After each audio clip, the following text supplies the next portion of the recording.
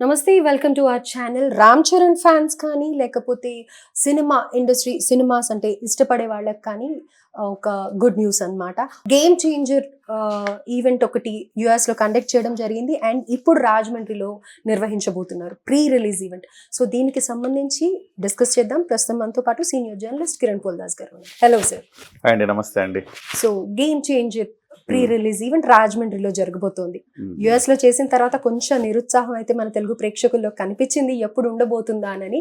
So రాజమండ్రిలో జరుగుతుంది. ఇప్పుడు ప్రతి ఒక్కళ్ళు చాలా హ్యాపీగా అండ్ ఈగర్ గా వెయిట్ చేస్తున్నారు. సో యుఎస్ లో జరిగిన దాంతోనే నిజంగా బజ్ క్రియేట్ అయింది. అక్కడి నుంచి ఆసక్తి పెరిగింది సినిమా మీద. ఎగ్జాక్ట్లీ. వాస్తవానికి అంతకుముందు భారతీయుడు 2 ఎప్పుడైతే ఫ్లాప్ అయిందో అక్కడి నుంచి కొంచెం శంకర్ గారు ఇక్కడ ఇద్దరు ప్లస్ కనపడతా ఉన్నారు. రామ్ చరణ్, దిల్ రాజు మామూలుగా సగం అసలు అతనే సగం డైరెక్టర్ అన్నట్టు మనం అనుకోవాలి. అతను ఒక సినిమాని టేకప్ చేశాడంటే ఆ సినిమా డెఫినెట్గా హిట్ అయ్యే ఫార్ములానే ఉంటుంది. ఆ సినిమాలో అంత గొప్ప పేరుంది. ఆయన కరెక్ట్గా జడ్జి చేస్తాడు ఆయన సినిమాలు తీసేటప్పుడని. సో దిల్ రాజు అనేది ఒక ప్లస్, రామ్ చరణ్ అనేది ఒక ప్లస్. రామ్ చరణ్ ఆయన యాక్షన్ కానివ్వండి, ఆయన బిహేవియర్ కానివ్వండి, ఆయనకి ఇవాళ గ్లోబల్ లెవెల్ వచ్చిన ఒక పేరు ప్రఖ్యాతులు కానివ్వండి, అవన్నీ కూడా సినిమాని అసలుకి ముందుగా యాంకర్ లాగా అలా పట్టుకెళ్ళిపోతాయి. సో ఈ 2 ప్లస్లు ఉన్నాయి. ఎక్కడో శంకర్ గారి మీద ఎక్కడో కొంచెం అనుమానం ఉండింది. సో ఆ అనుమానాన్ని పటాపంచలు చేస్తూ ఆ టీజర్ దగ్గర నుంచి US ఈవెంట్ దగ్గర నుంచి కొంత మారుతూ వచ్చింది. అయితే US ఈవెంట్ తర్వాత అంచనాలు పెరుగుతూ వచ్చినాయి. ఇంకా ఎక్కడో మనకు తక్కువ ఉంది, ఇంకా ముందుకెళ్ళలేదు సినిమా అనుకుంటున్న టైంలో 4వ తారీఖు ప్రీ రిలీజ్ ఈవెంట్ రాజమండ్రిలో చేయబోతున్నారు. దానికి విపరీతమైన హైప్ వచ్చింది రాష్ట్రాల్లో. తెలుగు 2 రాష్ట్రాల్లో ఏం జరగబోతోంది ప్రీ రిలీజ్ ఈవెంట్లో. ఎందుకంత హైప్ అంటే ఉప ముఖ్యమంత్రి పవన్ కళ్యాణ్ గారు రాబోతున్నారు. ఆయన గెలిచిన తర్వాత ఇప్పటి వరకు వచ్చి ఆయన ఎక్కడికి ఏ ఫంక్షన్కి రాలేదు, సినిమా ఫంక్షన్లకి. తొలిసారి పవన్ కళ్యాణ్ గారు ఒక సినిమా ఫంక్షన్కి అటెండ్ అవుతున్నారు. అది బజ్ క్రియేట్ అయింది. ఒకవైపు మెగా మ్యానియా, మరోవైపు పవర్, రెండూ కలిసిన ఇవాళ.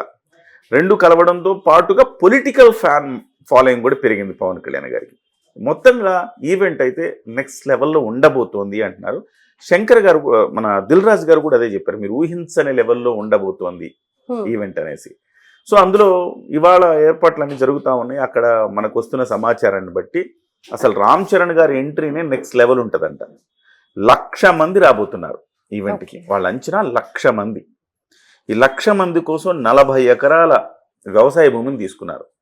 వేమగిరి అని ఆ హైవే దగ్గరే ఉంటుంది రాజమండ్రికి. అంటే రాకపోకలకి చాలా ఈజీగా ఉండే ప్రదేశం ఎంచుకున్నారు. ఒక 40 ఎకరాల ల్యాండ్ తీసుకోవడం జరిగింది. అందులో భారీ ఎత్తున పెద్ద LED వాల్ ఒకటి కన్స్ట్రక్ట్ చేస్తూ ఉన్నారు. అది కూడా కాక రామ్ చరణ్ ఎంట్రీ ఒక డిఫరెంట్ లెవెల్లో ఉండేలాగా ప్లాన్ చేశారని చెప్తున్నారు. సో ఈ ప్రచార కార్యక్రమాలు చేయడంలో దిల్ రాజు గారు కొంత వెనకబడ్డ మాట వాస్తవం.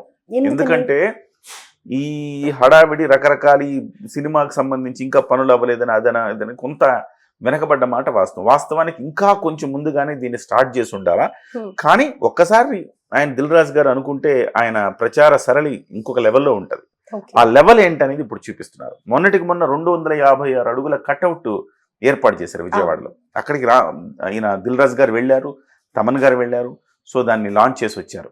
సో అదే ఒక రికార్డు. ఇవాళ అంత పెద్ద కట్అవుట్ ఏ హీరోకి ఇప్పటి వరకు సినిమా ఇండస్ట్రీలో పెట్టలేదు. అదొక కట్అవుట్. హెలికాప్టర్ మీద నుంచి పూల వర్షం కురిపించారు. అదొక రికార్డ్ ఈవెంట్ అని చెప్పాలి. మళ్ళీ రేపు జరగబోయేది కూడా ఒక రికార్డ్ ఈవెంటే అని చెప్తున్నారు. అందులో రామ్ చరణ్ గారి ఎంట్రీ చాలా ప్రత్యేకంగా ఉంటుంది. బాహుబలి లెవెల్లో, బాహుబలికి ఎట్లయితే రాజమౌళి ప్లాన్ చేశారో ఆ లెవెల్లో ప్లాన్ చేస్తున్నారని చెప్పారు. అయితే సార్ ఇక్కడ ఒక చిన్న పాయింట్, రికార్డ్ లెవెల్లో రికార్డ్స్ అని చెప్పి లాస్ట్ టైం పుష్ప 2లో ఈ దీనికి రికార్డ్ సాధించాలి అన్న దానికి ఇంత హైప్ ఇచ్చి తొక్కిసలాట జరగడం కానీ ప్రివ్యూకి ఇలాంటివన్నీ జరిగాయి కదా. మరి ఇలాంటి సర్కమ్స్టాన్సెస్లో ఇంకా ఎవరు మర్చిపోలేదు, రోజుకొక న్యూస్ వస్తూనే ఉంది. మరి మళ్ళీ ఇంత జనాల్ని గ్యాదర్ చేయడం కానీ ఇది రైట్ వే అంటారు? ఇప్పుడు మీకు అసలు మనము ఆ గ్యాదరింగ్ని ఆపలేం. ఎందుకంటే ఒక సభ జరగాలన్నా, ఒక కార్యక్రమం, ఏ కార్యక్రమం జరగాలన్నా గ్యాదరింగ్ ఉండాల్సిందే కదా. గ్యాదరింగ్ని ఆపలేం. సో పుష్ప 2లో ఆ రకంగా జరిగింది కదా అని చెప్పేసి గ్యాదరింగ్ని ఆపుతారా అంటే ఎక్కడ ఆపలేం. దానికి తగ్గట్టుగా ప్రికాషన్స్ జాగ్రత్తలు తీసుకోవాల్సిన అవసరం అయితే ఉంటుంది. సో మీరు అన్నట్టుగా మెజర్స్ అయితే తీసుకుంటున్నారు అన్నమాట. ఇక్కడ 3 అంచెల భద్రత వస్తుంది దీనికి. Okay. 3 అంచెల భద్రత ఏంటి? సహజంగానే మెగా ఫ్యాన్స్, చాలా క్రమశిక్షణ కలిగిన ఫ్యాన్స్. దేశంలో ఏ హీరోకి లేనంత క్రమశిక్షణ ఈ ఫ్యాన్స్ లో ఉంటుంది. సేవా కార్యక్రమాలు చేయడం కానివ్వండి, మెగాస్టార్ ఐ బ్యాంక్ పెడితే ఐ బ్యాంక్కి వాళ్ళు డొనేట్ చేయటం కానివ్వండి, రక్తదానం చేయటం కానివ్వండి, మెగాస్టార్ ఏం చెబితే చిరంజీవి గారు అది క్రమశిక్షణ తూచా తప్పకుండా ఫాలో అయ్యే ఒక పెద్ద సైన్యం ఉంది ఆయనకి. ఆ సైన్యం నేతృత్వంలో ఒక భద్రత. వాళ్ళు నిన్నటి నుంచి చెప్తానే ఉన్నారు, చాలా జాగ్రత్తగా రండి, 3 గంటల కల్లా రండి, హడావిడి పడద్దు, జాగ్రత్తగా రండి, మీకు పలానా చోట మాత్రమే కూర్చోండి, ఇట్లా అని చెప్పి మీడియా ద్వారా ప్రచారం కూడా చేస్తున్నారు. సో హడావిడి పడద్దు, జాగ్రత్తగా రండి అని ఒకటి అంచె. రెండో అంచె ఏంటంటే పవన్ కళ్యాణ్ గారి వ్యక్తిగత భద్రతా సిబ్బంది, వాళ్ళ జాగ్రత్తలు వాళ్ళు తీసుకుంటారు.